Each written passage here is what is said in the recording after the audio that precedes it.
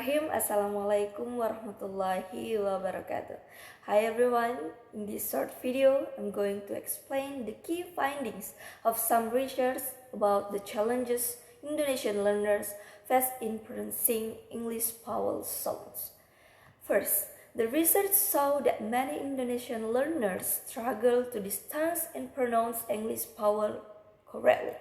This mainly because that sound don't exist in the Indonesian language, leading to confusion and mispronunciation. Second, there are two main causes of the confusion: lack of prior knowledge of English phonetics and lack of consistent practice both inside and outside the classroom. Third, the research suggests that learners should first study English phonetics and practice regularly. This helps build a strong foundation for accurate pronunciation. Fourth, Townshend 2014 emphasizes that learners can't just copy their teacher.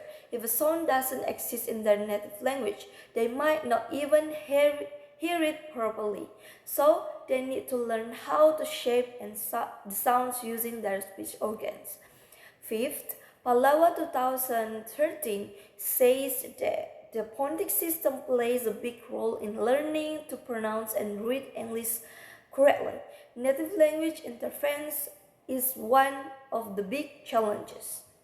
Sixth, Brown and Storkel also mentioned that the first language often interferes with the second, making learning more difficult, especially when language structures are different. Lastly, Pallawa recommends focusing on phonetic perception to reduce native language influence. I personally agree because understanding phonetics helps learners improve their pronunciation and overall speaking skill.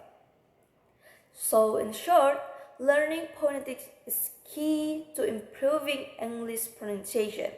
Thanks for watching, and I hope this helps you understand the importance of phonetics in language learning.